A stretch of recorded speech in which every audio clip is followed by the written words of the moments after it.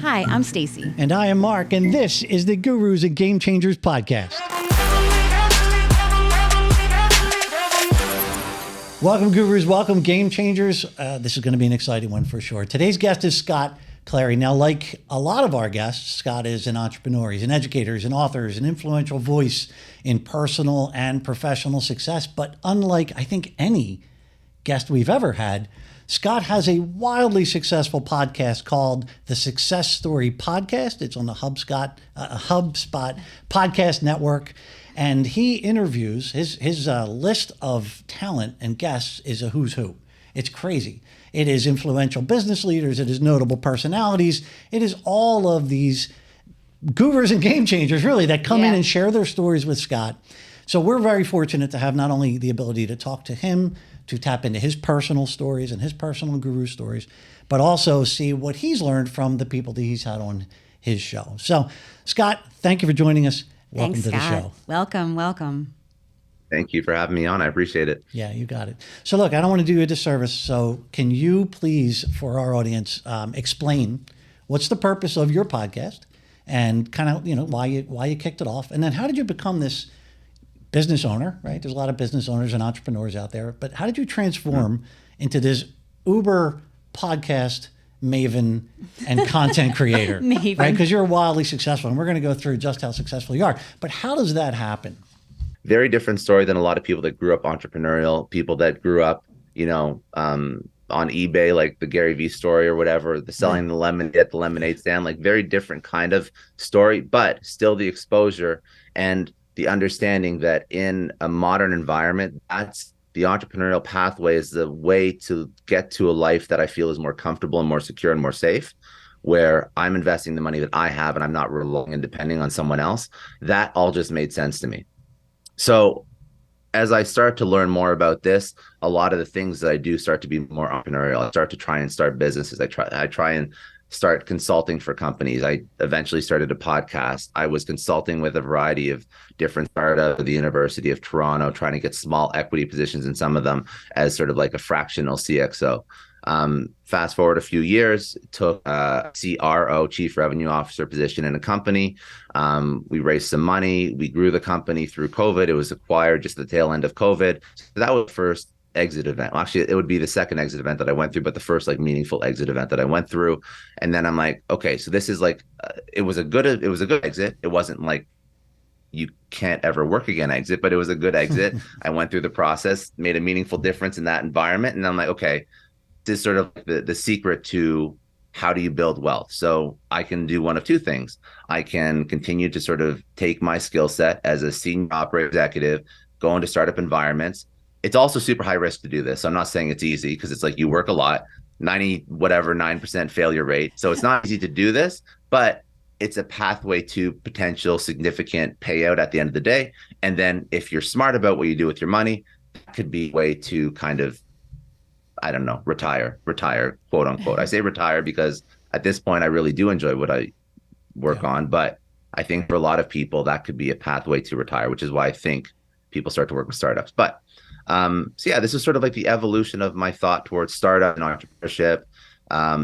Another reason why I started the podcast, and the podcast was like an entrepreneurial venture that I started for a company, very side hustle, because again, my goal in life is to take as many shots at winning as possible. And if I take as many shots as I possibly can, if I work for a company, if I build a thing on the side, eventually some of those shots are going to work out. My question, so I'd love to find out origin stories. That's like my favorite thing. Yeah. And I think kind of this podcast, like Gurus and Game Changers, like how does someone become a guru or a game changer, but also like, does someone influence you? So hearing that your family life was really stable, because a lot of entrepreneurs are kind of like comedians, like there's stuff that happens in their life and they're like, I'm out, I want to be free. It sounds like that's not the case. But so in your case, like you're in Canada, right? So you weren't in America. Yeah. Mostly you hear about Americans that want to go to Canada, but you've emigrated here. Thank you for coming, which is awesome. But so was your family, so do you have brothers and sisters? And was there someone in your family? And I know that you said you kind of just thought this through as a CXO and a CRO, like, and you saw it happen and you decided yourself. But was there someone who actually inspired you to do it, or someone who lifted you up, or someone who was like your personal I guess guru or, someone who helped you to kind of see the path that you're on now, or was it completely within you? So it's never completely within me. I think sometimes we think that it's completely within ourselves, but we don't understand the influences that impact us along the way. And this is why I don't like the saying like I'm self-made, because I don't believe that anybody is self-made at all. I mean, there's been a series of influences, major and minor, over the course of everyone's life, and it could have been watching a YouTube video, could have been a peer you worked with. So there's been many. There's been many people, like hundreds of people, that have influenced me, impacted me, with anything from self-esteem to learn, to how to raise money, to how to sell a product, to how to manage your time. Like everything that encompasses who I am is the sum of influences, and that's everybody. That is truly how we progress as human beings. So I'm trying to think if there was one particular person. I don't think there's one person. I think that what allowed me to sort of move towards a life that I feel it's funny. I feel an entrepreneurial life is a more stable and secure life now because I know how to play a game. Right. I truly believe that. I mean, I have a lot of faith in my own abilities to, if something doesn't work out, pivot, do this, do that, whatever. But I believe that the mindset that I had that allowed me to leverage all the incredible people around me was really the putting the ego aside and understanding that everything that you want, someone else has already figured out. I love that. And if you can remove the ego and you can really open your mind up, and you can open your mind up, but you also have to understand that the person that's achieved the thing that you want is no different than you. In all seriousness, there's very few people that are naturally brilliant or naturally hard workers, learned behavior. I truly believe that if somebody else has achieved it, there is a pathway that I can reverse engineer that will allow me to achieve the next thing that I want. It's just a matter of marking out those points on a map. Yeah. And I think that what really screws people is they see this end result and they think, oh my God, for example, I could never be like Elon Musk. I think a lot of people would say they could never be like Elon Musk. But if you reverse engineer Elon Musk's career, it's a series of a lot of luck and a lot of success and a lot of work repeated again and again and again and again. And then once you have a certain amount of capital and you have a certain amount of that, initial luck is very hard. Not the initial luck. The initial success requires a lot of luck, a lot of you figuring it out yourself. But once you have that capital and you have like an exit, all of a sudden you build this flywheel into your life where you can start to hire the right people and you can start to build again and again and again and again. And I think that maybe you don't end up where Elon Musk is, but the point is you can really go along that pathway, and 1, 2, 3, 4 different exits later, then all of a sudden, then you're looking a lot more like Elon Musk in terms of business success, right? You start to be worth a significant amount of money. You start to have a significant amount of influence. People start to respect your opinion. So I think that a lot of people just look at an end result and have a hard time unpacking the path there. Whereas for me, that always made sense. I can unpack every single step that this person took in every single job they took on, business they built, person that they had mentor them, and I can sort of get this little playbook that I can incorporate into my own life. And as long as I owe it to myself to follow along and take step 1 and take step 2 and take step 3, and I have to pursue all these different steps I've unpacked, I will eventually get to a point where I'm actually quite successful. Yeah. So I know that doesn't directly answer your mentor guru question, no. But that's the mindset that I went in with every single person that I spoke to. So I understood where they were. I listened to the advice that they gave, which was very good advice, but I also paid attention to their path and their journey. So there's things that I learned from a lot of people in my life that were not spoken over to me. I was just very observant of who they were and what they were able to accomplish. And then that's how I incorporated that success path into my own life. And I think that's really what allowed me to repeat that process again and again and again. It's funny. I think part of what you're talking about is sort of related to that is the amount of self-talk. You tell yourself, I can't be Elon Musk, but maybe you can be your version of Elon Musk, right? Take what you can definitely be your version of him. Right. Yeah. So let's just talk about that for a second then. So you had a point where you started to talk to yourself differently, right? From an entrepreneurial mindset. You talked about mindset. What are some of those conversations that you're having with yourself? What are you telling yourself? Positive, negative, whatever. So I always played a lot of sports. I always played a ton of sports. And, in university, when you stop playing sports, you start drinking and eating like that. You like put on a whole bunch of weight, and like that was like not okay with me. And I remember thinking like, okay, up until this point in my career, like health was very like ad hoc. You just play a lot of sports, you eat, but you play a lot of sports. So you don't really like, you always kind of look good. And I'm like, I got to be like very purposeful. As opposed to just living life ad hoc, I got to be like very purposeful with my health and wellness.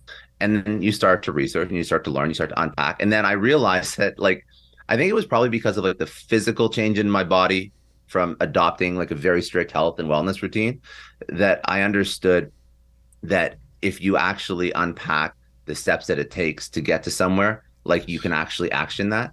And a lot of it is just like willpower and grinding it out and like going in day out, because that's like, I think the first, like, this is when I'm still in college. This is when I'm still like at university in Canada, but I'm not really that focused on my career. I'm messing around in classes, but I'm very purposeful about like, I don't want to be a fat ass. That's kind of like my thing. So I'm like, okay. So, and I learned this and I'm like, holy shit. You look at what somebody does, you look at a variety of different sources of knowledge and you incorporate that into your own life and you see like very physical change.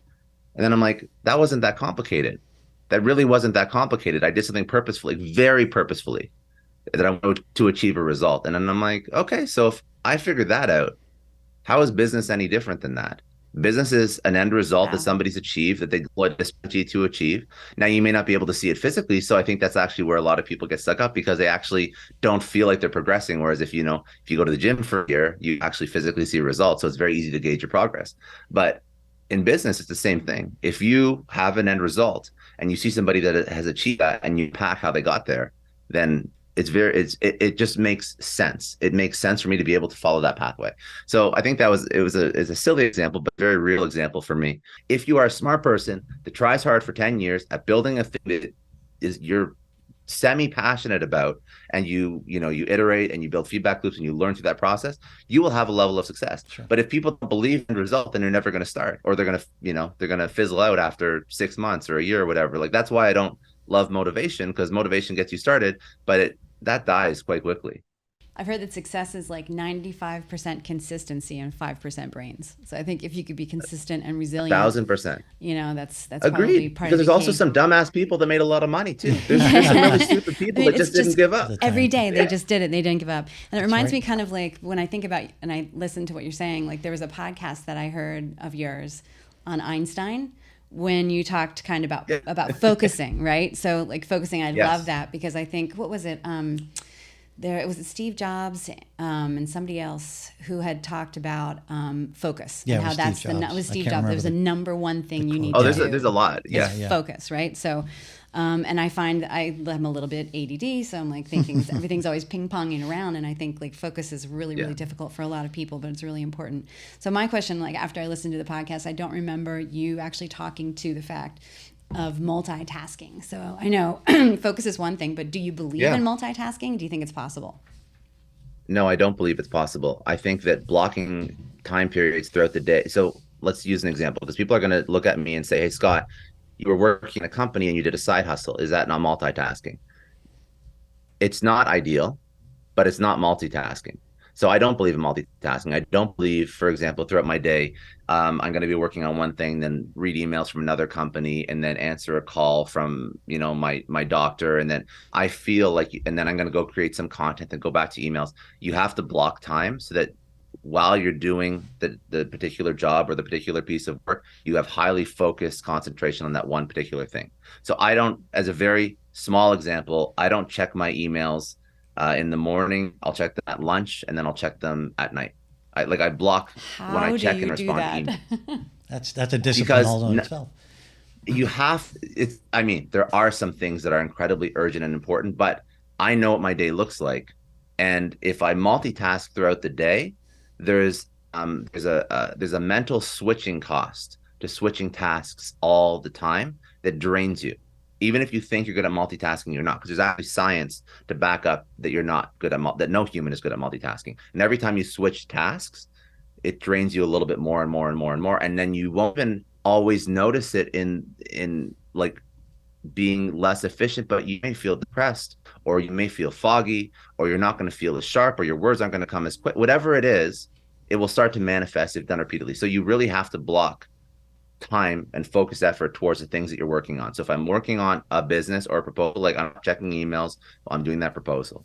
I really need to, and I also, because I do multiple things now, I really have to like block off a period of time. So I'm not creating content through the day. I'm creating content after hours through the day. I'm working on, business A, and this is very purposeful. And only when I'm done my most urgent, important task, then I'll move on to something else.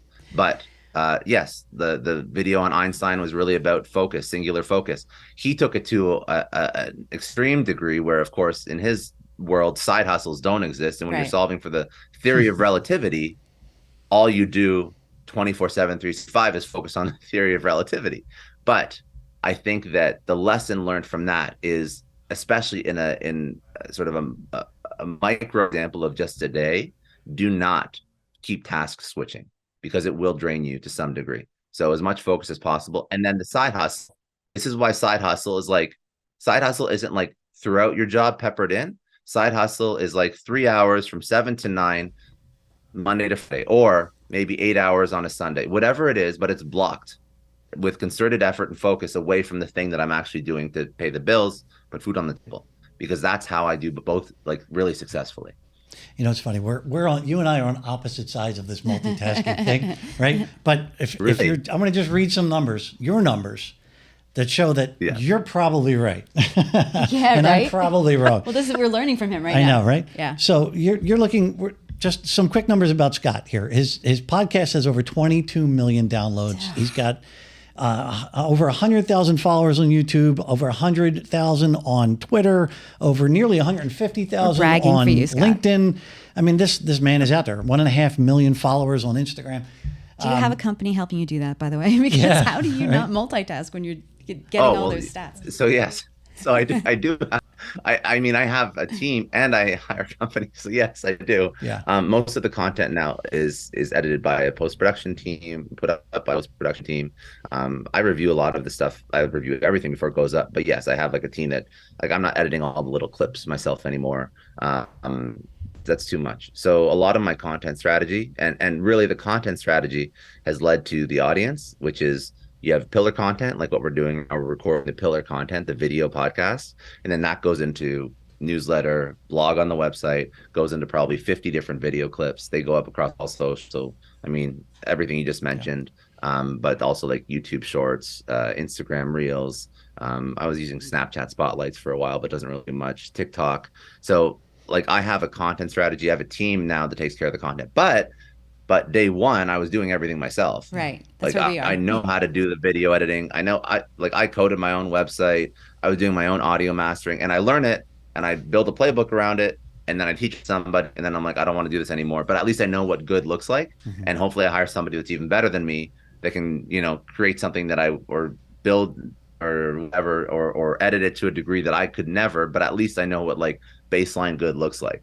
This is another sort of like work mindset I've always had. It's like, I have to do the thing first, and then I know what a reasonable effort towards that thing is, and then I'll teach it to somebody. And that is like podcasting, editing, posting on social, writing copy, writing newsletters, sales, putting together email sequences, putting together a tech stack for my sales team, whatever it is.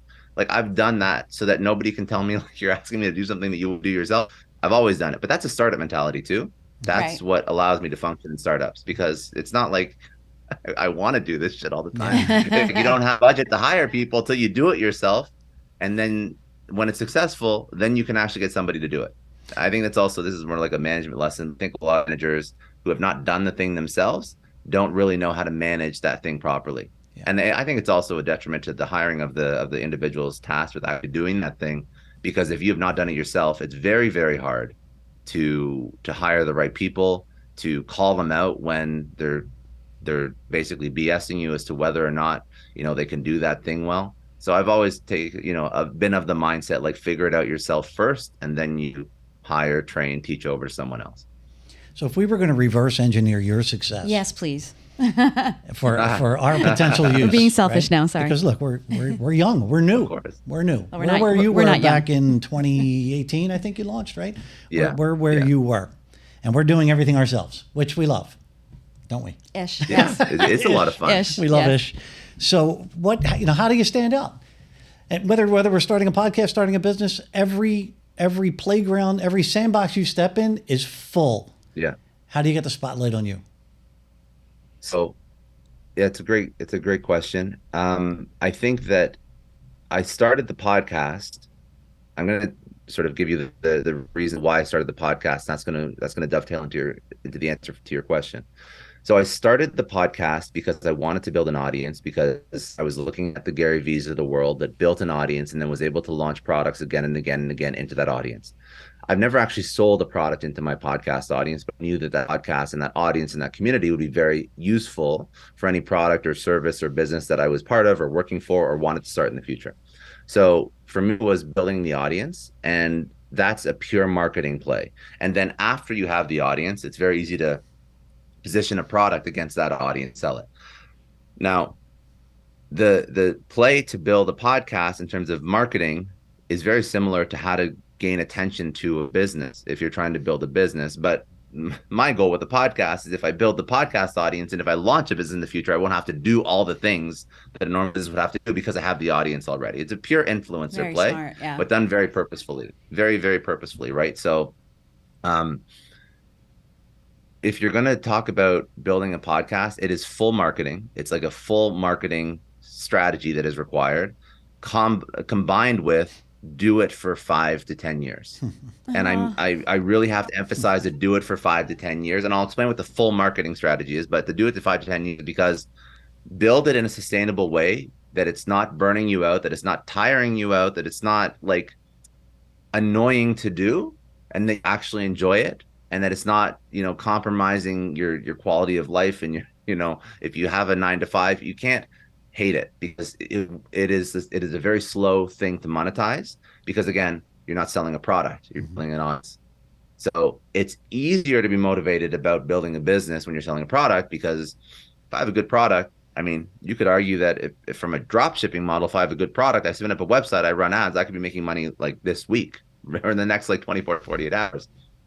Podcast is very different. Yeah. Podcasts are a means to an end, but they're not the quickest path to revenue, but they are a very sustainable, very loyalty building medium that over a period of your life is going to be fantastic to own. So, I mean, you look at like the Joe Rogans and the Tim Ferrisses of the world, like they've been doing it for, I'm sure, over almost 15 years now. And this is the ones that stand out.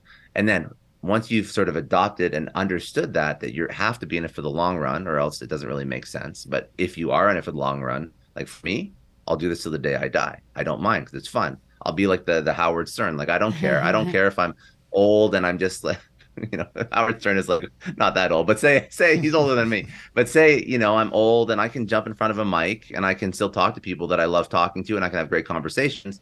Like, that just compounds over time. Now, the actual strategy is full marketing strategy. So what I mean by that is my background in marketing really helped. So I understand content marketing. I've studied the Gary V model, which is pillar content, meaning that you have long form content that is geared around a message that you want to communicate to your audience across all your social channels. And when you have that long form content, that video podcast that speaks about the things that you want your audience to hear, all derivative content, that podcast will also be good social content. So you take the long form podcast, you turn it into audio, video, cool. Now you transcribe it, turn it into a newsletter, into a blog. So now I have audio, video, and written. And I'll do my exact strategy. So podcast goes into RSS feed, podcast goes into YouTube.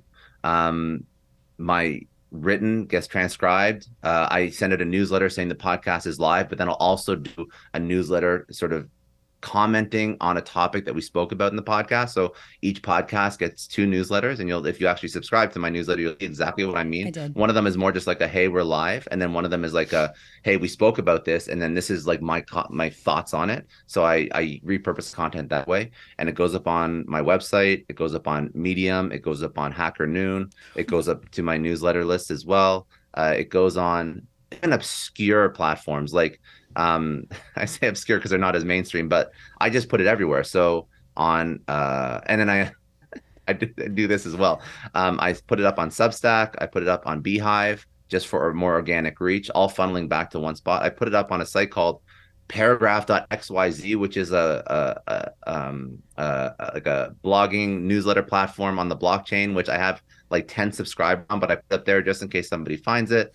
I put it up on LinkedIn. So my newsletter goes to like whatever, 6, 7 different spots. And then I collect all those emails from all those different spots and put it into one main sort of bank of all my newsletter subscribers. And then that's just the written stuff. Then I will turn each podcast into shorter 10-minute segments, which go up again on YouTube as individual smaller episodes. That'll also go into 30 to 60 second clips, which is like the reels and the TikToks and whatnot. And then I'll pull out quotes from that or thoughts from that podcast and them into tweets. So it's like a ton of content. Yeah. But now I have a process that breaks down this content. So the post-production team, while they're editing it, knows to look for all these different, like really viral talking points and all these different things that they know are going to go viral as to the best of their ability on all the different social. Not everything goes viral, but you try for it. And this is just like an engine. It's a machine that's going every single podcast. So you do that for 400. Well, I've done 400 interviews. I think I've posted about 350 of them so far. Obviously, I have a backlog that I have to get at. But you do that for 350 over like 5 years. And yeah, that you show up in a lot of people's feeds. And like day one, people aren't going to recognize you or care. But you do it again and again and again and again and again. Yeah, people start to recognize you and they start to see you, because not a lot of people show up in that capacity for 5 years. Some do, but not very many. Wow. A lot of people fizzle out quite quickly. Yeah. So you do that again and again. And like the talent, I mean, building a podcast is similar to building a startup, where you take advantage of the Upworks and the Fivers, and you take advantage of all these resources. You take advantage of great talent that is fractional, that doesn't cost as much. I've used Upwork for a ton of stuff as well. This is like the startup playbook. You got to be scrappy. Go ahead. You got to be super, super scrappy. But yeah, you don't want to blow a lot of money on it, because, I mean, Tim Ferriss says that you shouldn't start monetizing until each episode gets 100,000 downloads. I don't know if that's the number that I would aim for, because that's a wild number that a lot of people never even get to, but it will take a long time to monetize. I think the minimum that most advertisers want to see is about 5,000 to 10,000 downloads across your entire catalog per month, which is a little bit low, because then you're talking about like $100 deals, which, not to sound like that's not great, that makes the money, but then you start to you have to manage the advertisers, and it starts to be a lot of extra work for you. So you do have to be able to sustain this in the long term without blowing a whole bunch of money on it, so that, year 3, year 4, year 5, I think year 5 is where a lot of people start to monetize. That's where you got to go. And then eventually when you monetize, you can hire more of a full-time in-house team, and it gets a little bit less stressful. But yeah, it's all about marketing and building this machine and building the SOPs around it. And then on all the social media channels too. Yeah. I don't know if I've ever seen anyone who's so consistent on each channel, like in terms of like hundreds of thousands and millions of followers, though. That seems unique to me. I don't know, except for like maybe superstars and celebrities and stuff like that. Well, no, listen, I'm still a little baby influencer, baby podcaster in the compared to a whole bunch of other people that are out there that are exceptional and been doing it for a long time. But I always tried to build a strategy that allowed me to be everywhere, which is a lot for people. I mean, this is a marketing background deployed against a podcast. I would say that if I was going to give advice to somebody that was like, F that, I'm not going everywhere, I would say YouTube is the most important, because YouTube is the second largest search engine outside of Google. I mean, it's owned by Alphabet, same parent company. But any large podcaster has been a YouTube first video podcast, just the way it is, because you build more trust with your audience. People, and I've also noticed this, if you build an audience on YouTube, if you don't post a lot on other social, they start to filter to other social, because when somebody watches your video, it's a incredible trust building exercise that you cannot accomplish by posting a picture on Instagram or posting a tweet. But when somebody builds trust with you, they want to know more of you. They want to know your whole life, and they go and find you on Twitter. They go find you on Instagram. You find people with 500,000 followers on Twitter, and they'll have nothing anywhere else. It'll be crickets. So same with Instagram. You'll have an Instagram influencer. Now we have Threads too, but we have an Instagram influencer that has, 1 million on Instagram and just posts beautiful travel pictures. Nothing on Twitter, nothing on YouTube. So if you can hack it, if you don't mind being in front of a camera, YouTube, do YouTube. It is the best thing you'll ever do. Because the podcast also has organic reach, right? That has no organic reach just on its own. Yeah. It's not like a social platform. You post it on Megaphone or Lip Sync or whatever you use to host it. That RSS feed has no reach, whereas social gives you reach. Yep. Social gives you access organically. Then you can. So that's where you got to think. Yeah. You could do anything once you're on YouTube, but yeah. So, I just think that your success is just stunning for me, and I know you've probably talked to people like that You're too. Very kind. But it's true. I mean, I just I know the work that has gone into what you do, and hopefully we can get there, Mark. In 3 years. We're going to get there. You will, though. That's our goal. You will. Well, the good thing is I've had a production company, so I have some background in video. Exactly. So hopefully we'll do that. But I read your article too on becoming Batman, and I was really, I love that. Sasha Fierce, and how you're bringing everybody into that. And self-distancing. So, but my question for you is, do you have an alter ego? And if you do, who is it? And what's the superpower? You can fly close to the sun and you won't get burnt. Don't worry. It was something along those lines. Wow. And I mean, for me, it meant a lot, because it just showed that whatever we try and do, as scary as it is, it'll most likely be okay. It'll 9.5 out of 10 times be okay. And I think that was, in my mind, the permission, even though he didn't know me, I didn't know him. I just listened to him on a podcast, but it was permission to just try to do things at a higher level, to play at a bigger level. I mean, there's another. I was actually looking to see if there was a quote, a form quote about this, and there really isn't. The closest thing I could find was a quote from Paul Coelho from The Alchemist, and the quote was, "There's only one thing that makes a dream impossible to achieve: the fear of failure," which I also love. Very similar type of quote. So, anyways, how does this play into imposter syndrome? Because we all have imposter syndrome, and we all don't believe that we can do it. And I think that the article you referenced is about turning on alter ego that believes that can be done. And I think that's a very hard thing for people to understand, but you have to realize that if you just act in the way of somebody who's able to do the thing, and you consistently show up in that capacity, the thing will actually get done. And I'm not saying it's going to be easy, but at least it won't be your own mind that will be sabotaging you. So if I show up as a podcaster thinking I can podcast, I can interview, again, anybody who's done this before also sucked day one. That's fine. I've already come to terms with that, but I'm in my mind not sucking, even though maybe you suck a little bit. But the thing is, you show up and you do it and you learn. And you have to understand that the alter ego is showing up and doing it even when I feel like I can't. That is my alter ego. Mm-hmm. There's a lot of things that I don't like to do. I mean, podcast, you have to understand, I got Guy Kawasaki on my podcast, because oh my God, a lot of the podcast success was derived from sales and marketing skills, right? So podcast growth was marketing. Getting podcast guests is all sales. It's writing cold emails with a good subject line, highlighting the benefits of what they're going to get out of the podcast. So I did this right away. I'm if I'm going to get a guest, it's like selling a product or service. I got to pitch them. I got to pitch them on the show. So I talked about the show, talked about what I was going to do for them, talked about the reach we had so far. I got Guy Kawasaki, Grant Cardone, and Anthony Scaramucci. I'm assuming in the first I have to go back to maybe 15, 20. I was not ready for any of these, at all ready for any of these. I was scared shitless. But what do? I mean, you prepare, you do your research, you show up, you do it.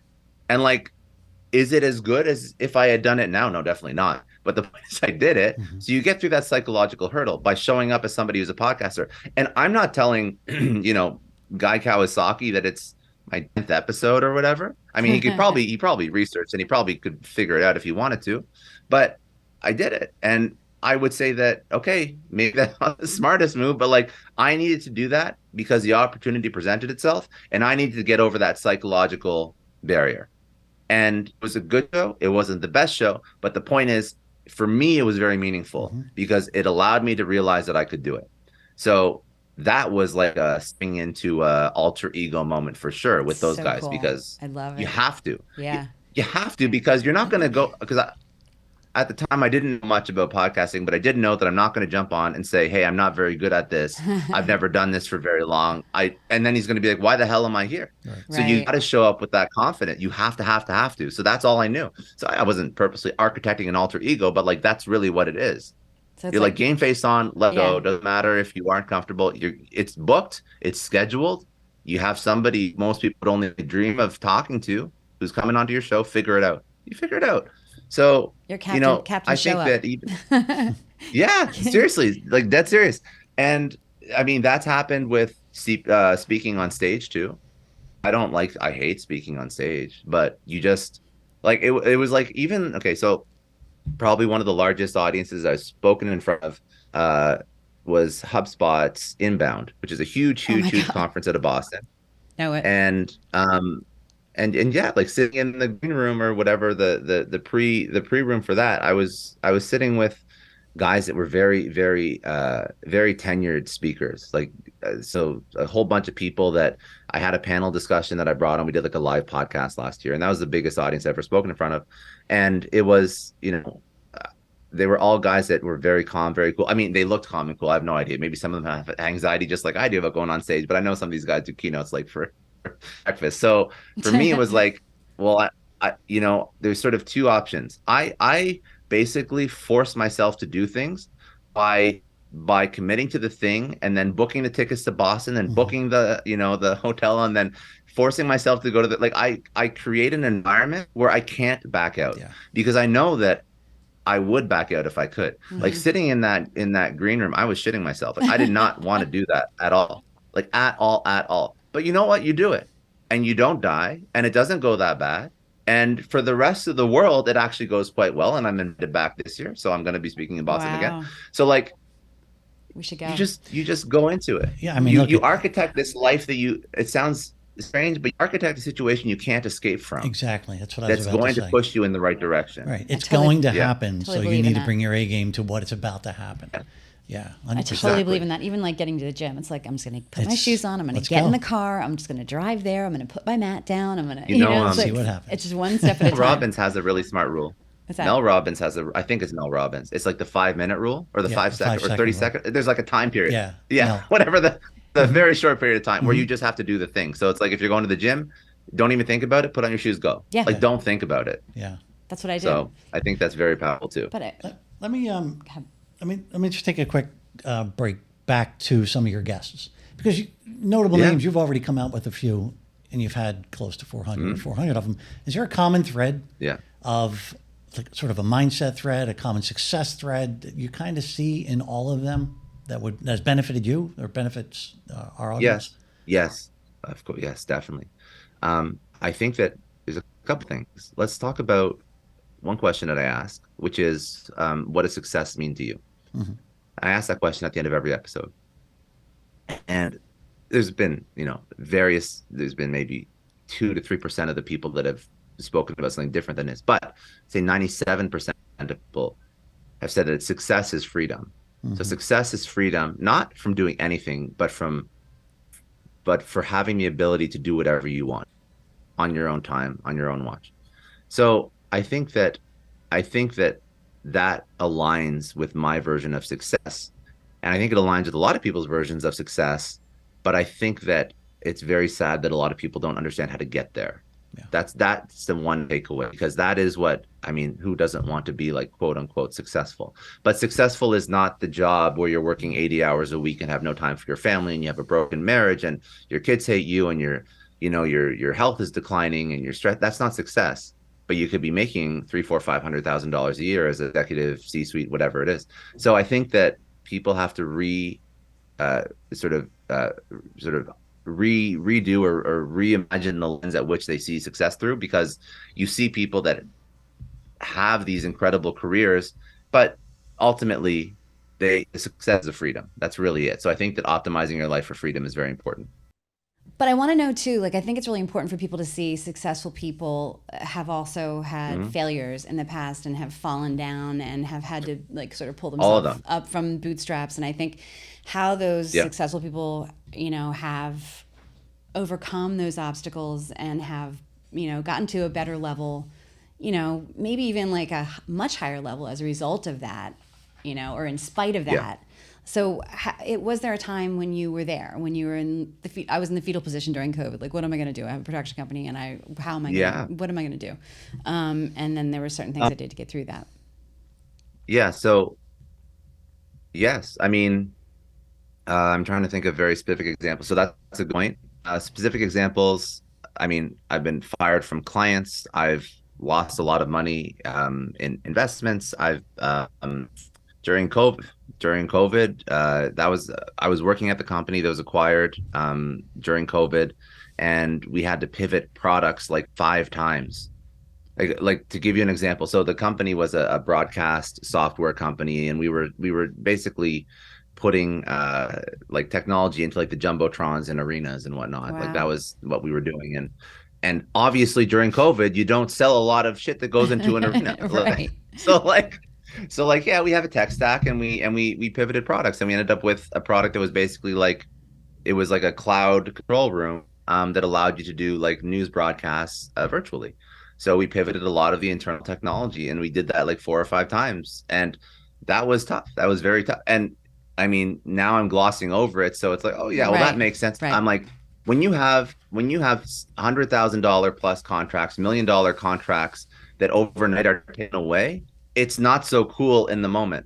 Like it's really not Right. chill in the moment. It's not like, oh, that's no problem. It's like, no, we lost like, well, they weren't lost. I mean, they were just pushed for forever.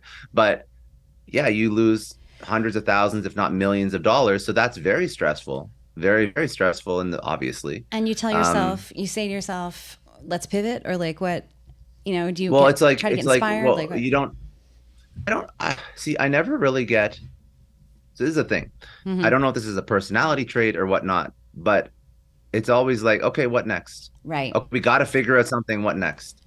So like the moment of lamentation and stressing out lasts for all of 30 seconds because it doesn't effing matter. Like it really doesn't matter. Like it doesn't matter how shitty life is or how shitty circumstances are. And I mean, people dealt with a lot of horrible shit during COVID. I didn't lose anyone, thank God. If I had lost family, friends, combined with losing my job, also it would be very hard to say this in the same jovial disposition I have right now. I just lost contracts. That's just money. Right. It's money. It's just money.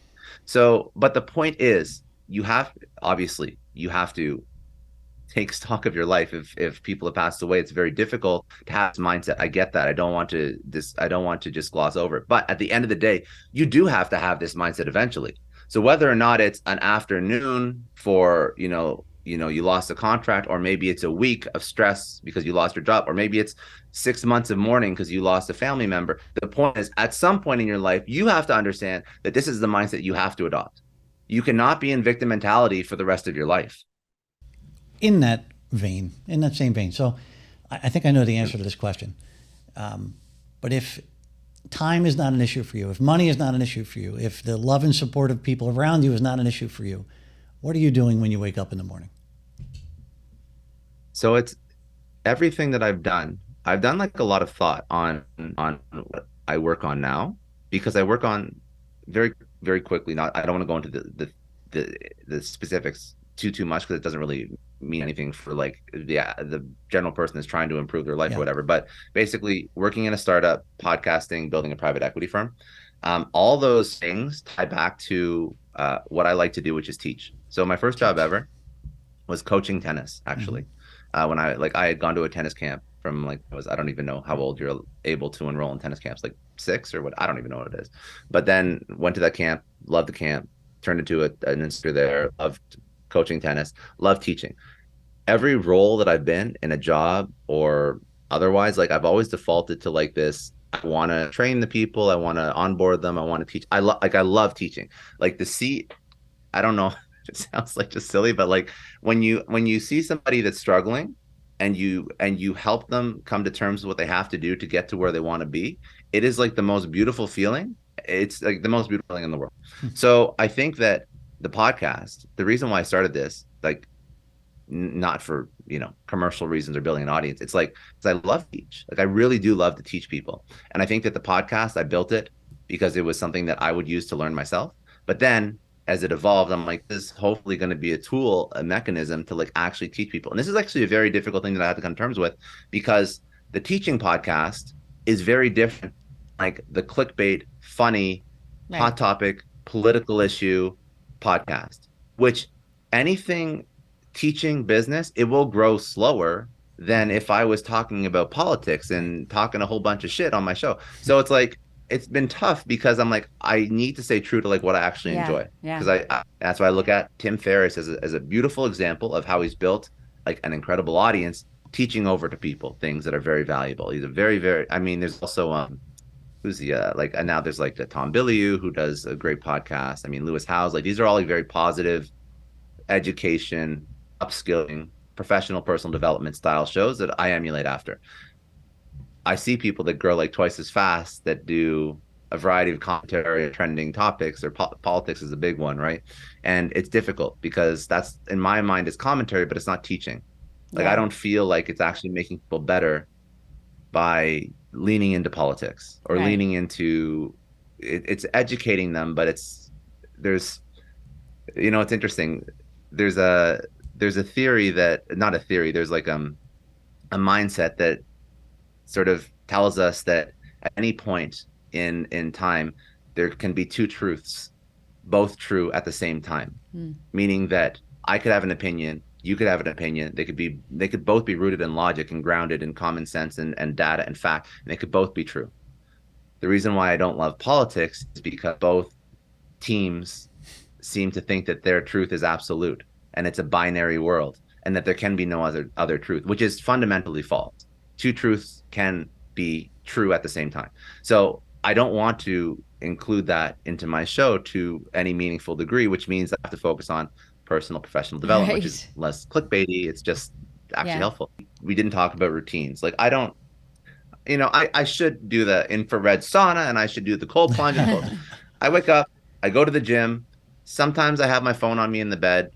Sometimes I don't. I'm not perfect, but I like figure it out. So like I optimize a bit. I try and optimize my diet so like my energy is on point.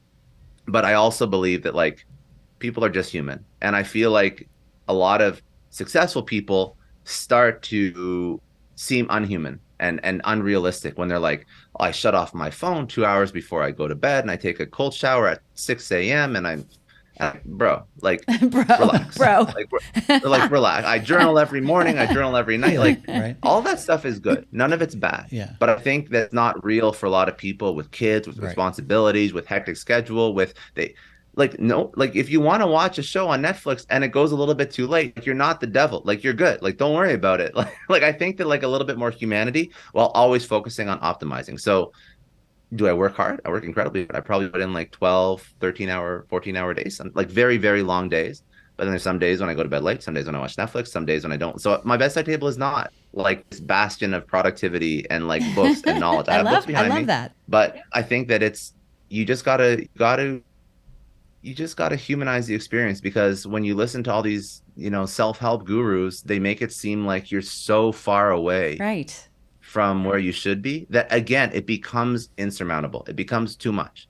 I'll throw it back. I mean, I don't think like Elon is a funny guy, because love him or hate him, he's very pragmatic, and he doesn't do like a lot of the self-help stuff, and it doesn't do a lot of that. Like, he just works hard, which is not always healthy. But I mean, it just goes to show you that you don't have to again be 5 a.m. club, cold plunge, whatever diet to be successful.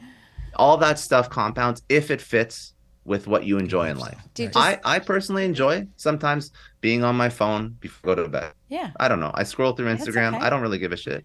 Some people don't like it. Do you sleep? But I don't care. 8 hours? Do you have like a full 8 hours of sleep at night, or are you? Yeah, I sleep 8 hours. Okay. I usually sleep 8 hours. Jealous. Wonderful. So I think that that's really important too. And like, I mean, like I mentioned diet, like I do optimize, I do intermittent fasting. I usually work out in the morning. So I'll usually wake up around 7, work out in the gym. I try and, manipulate carbs so that I'm not as tired in the afternoon. Like I do some stuff, but there's other stuff I don't do. Oh, I mean, like hearing that. That's I- great.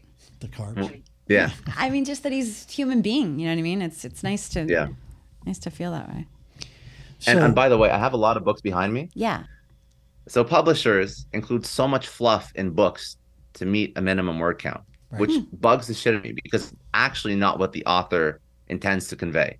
But the editor publisher will be like, okay, we got to get to like so many words. So it's like not like a book like this big. So what I try and do if I actually love a book is I'll go listen to a podcast with the author around the time when the book was released, because that is going to be like the meat and potatoes of what the author actually cares about. How about that? That's a great hack. Yeah, great hack. love. What book are you reading right now? Do you have one? Or listening to? I'll give you so I'll give you one that I recommend everybody read. It's one of my favorite. It's not the one I'm reading right now, but I read it about once a year, and it's called Play Bigger. Well, there's two actually that I read once a year. So Atomic Habits, which is a book by James Clear. Everybody reads that one once a year. It's a really, really popular one. And Play Bigger is it's basically a book about building a company and innovating in a space where there has been no company before. So it speaks about IKEA, it speaks about Salesforce.com, like with Benioff, and just I think it's very tactical if you want to build a company in a blue ocean, but it's also very it's for me it's like do things that nobody has done before, and there's always a way to do it, even if it seems insurmountable. So I mean, with the Salesforce.com Mark Benioff story, when he started building Salesforce, there was no cloud computing. So he found a way to create the concept of cloud computing, because at the time, all companies basically had big computers in their server rooms, and some still do, but they had big computers in their server rooms. That's where they held all their data. So he's like, well, I want to create a cloud product, but there's no market for it. So how do I conceptualize and evangelize the concept of cloud computing? And then once I create the concept of cloud computing, then I have a product that I can sell into the category that I just created. Yeah. So he's a very, very obviously brilliant, yes. Obviously, but the concept of thinking differently, I really like as well. But the point is, you should always be like a category of one, especially if you're building a brand. So you shouldn't appease the audience by trying to directly copy what other people are doing.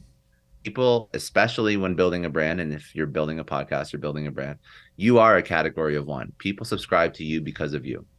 Always. As always. So you can have similar, information, but if you try and, change your personality for the podcast, for example, right, it's not going to work. Yeah, it's not going to work. There's no longevity in changing your personality. That's this Batman alter ego thing is not a changing personality, but changing perception. It's a very big differentiation. Yeah. But I think that's very important. Who are your top 3 wish list guests to come on your podcast? Dying to know. Ooh, that's a great question. Yeah. Have you had Gary Vee? Has he been on? I haven't had Gary Vee yet. No, I haven't had Gary Vee. I wanted to wait. So it's so funny. So as I progressed through the show, I did some really, really big guests early on, and they went well. But then I'm like, okay, I gotta like refine, because it's like, again, self-awareness. So I'm like, they're good, but it's like I gotta refine the cadence a little bit. So Gary Vee will come on eventually. Seth Godin was like a big one for me, because Seth Godin was like this, like I love Seth. I mean, but I would say,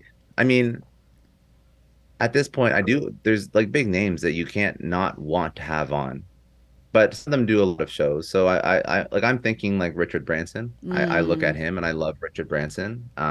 He's older now, but he's so like full of life that I absolutely love that energy. I'm trying to think of people that aren't cliche. Like the cliche ones are like, you want Elon Musk, right? Like, I knew you were gonna say him. Yeah. Like I'd even do like Obama, Oprah, like all the cliche ones, right.